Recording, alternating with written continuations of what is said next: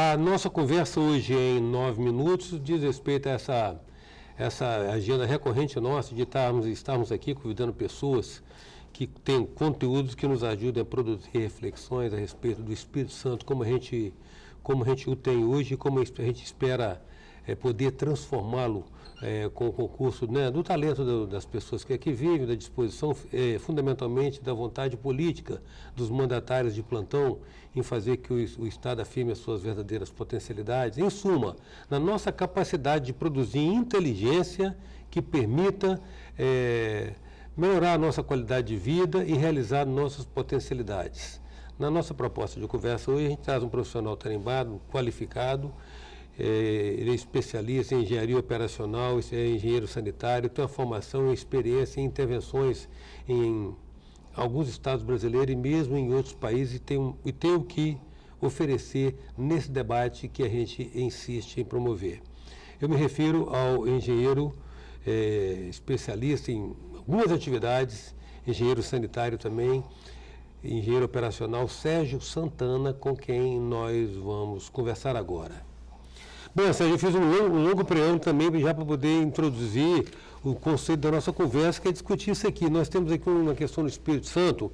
A gente sempre diz que no Brasil a gente padece de umas pragas das quais a gente não consegue se desvencilhar.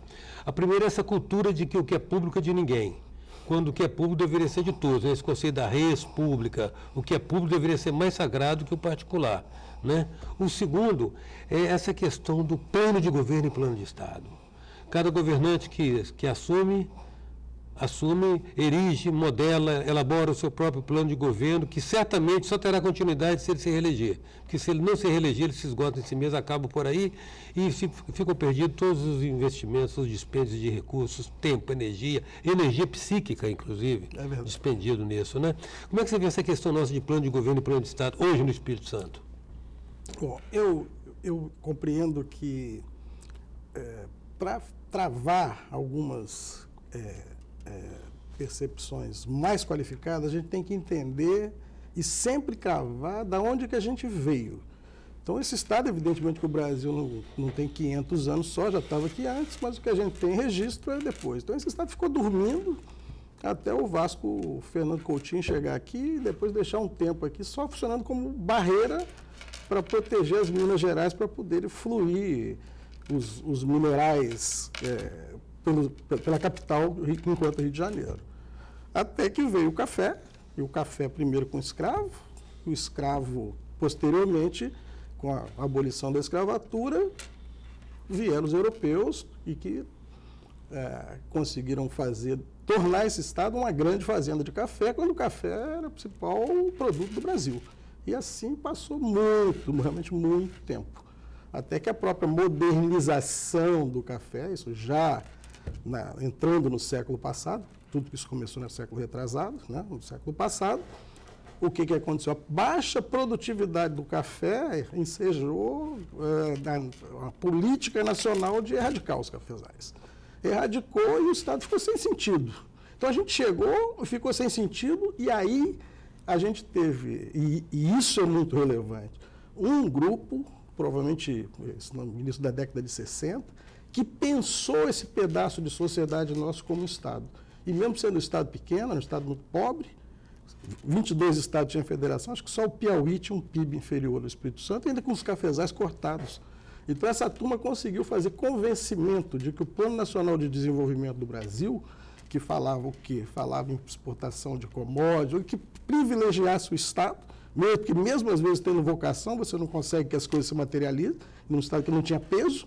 Então, o peso não foi um peso quantitativo, foi um peso da competência de articulação da nossa turma aqui, para trazer o quê? Para trazer as grandes estruturas para escoamento de produção pelo Espírito Santo. Daí que vem os portos, daí que vem a estrada de ferro, daí que tem uma classe média com emprego razoável, com filhos treinados, absorção de todo um conjunto de atividades à luz do que estava se acontecendo com o Brasil. Porque o Brasil estava se convertendo de um país rural num país urbano e o Espírito Santo pegou a carona porque arrumou gente que fez projeto de Estado.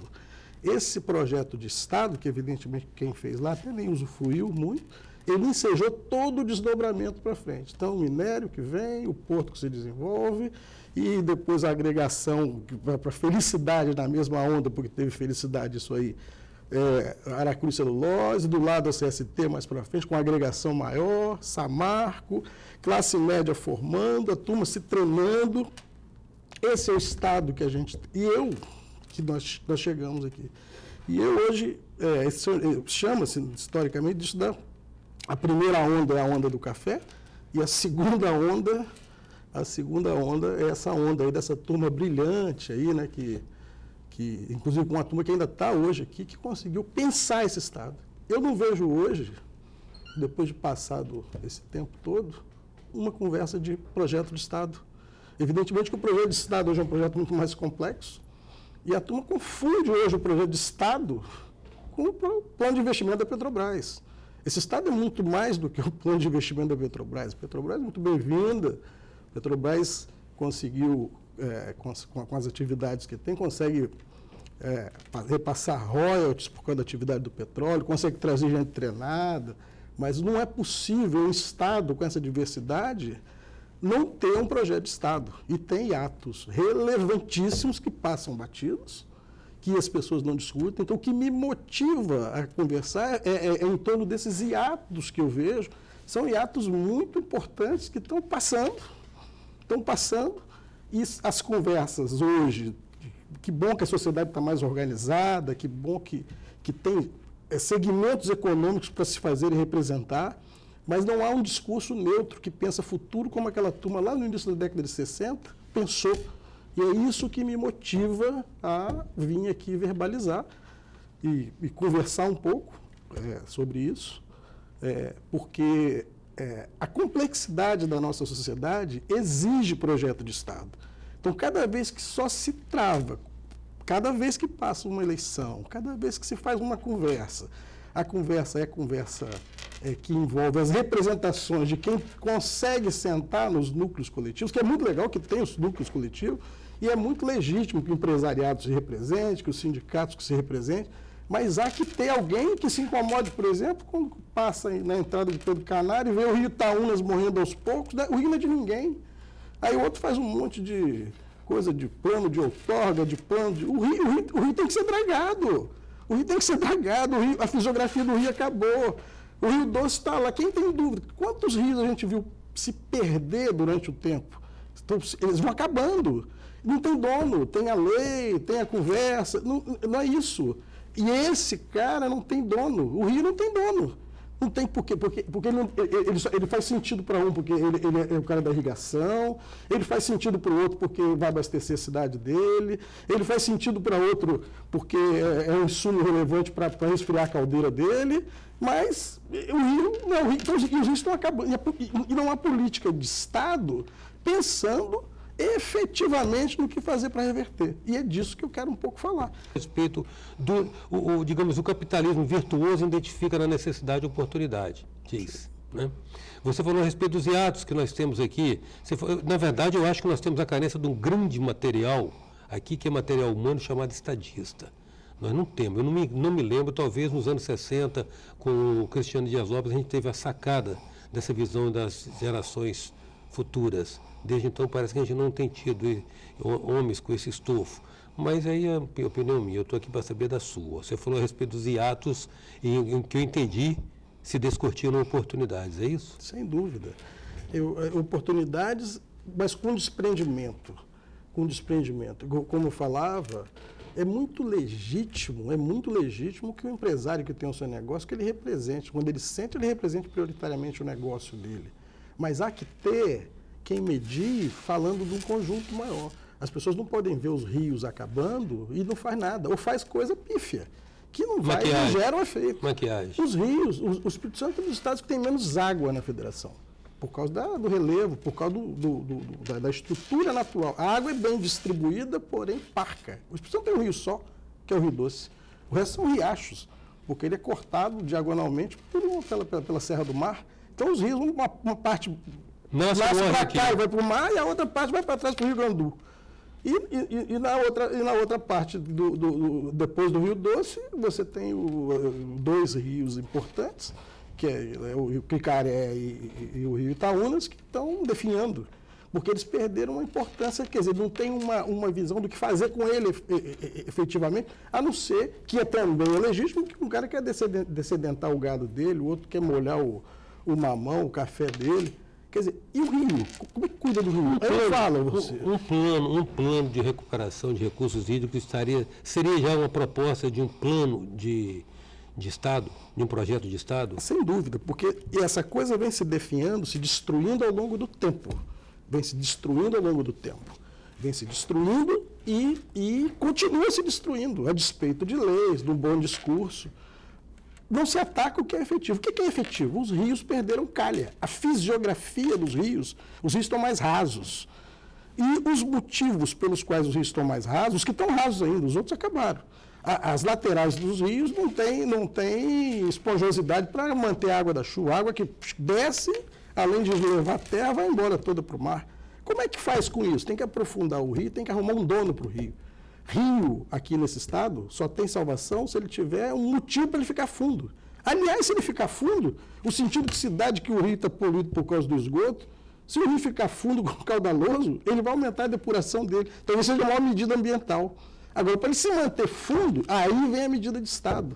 Rio tem que virar, como foi a colonização do Espírito Santo, tem que ser estrutura viária, porque vai interessar, o rio é estrada. O rio estrada, o elemento que tiver na embarcação, ele com o rio sem calha, ele vai ter custo adicional com dragagens adicionais, ou vai ter avaria em embarcação, aí ele vai chiar, ele vai ser o tutor da qualidade do rio. E aí você tem uma recuperação virtuosa. E aí, realmente, é uma ação de governo, de sociedade inteira, porque muitos anos, muitas décadas para se deteriorar, algumas décadas para se acertar.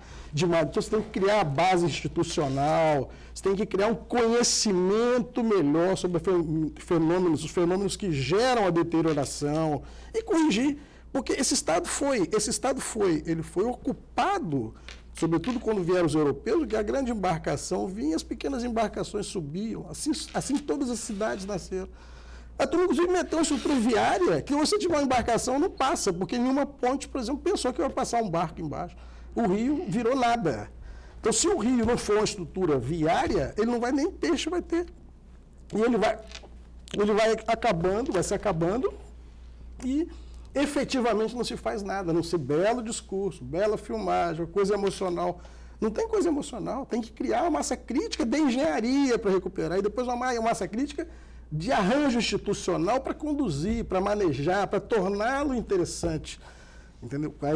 Aí a estrutura está salva. E você fazendo isso, por exemplo, do Rio de Porte, que é o Rio Doce, na parte baixa do Rio Doce, que aliás é a parte navegável, porque o Rio Doce está 90% no estado de Minas Gerais, que aliás descarrega, né? As barragens descarregam quando chove, eles fazem as grandes descargas de areia.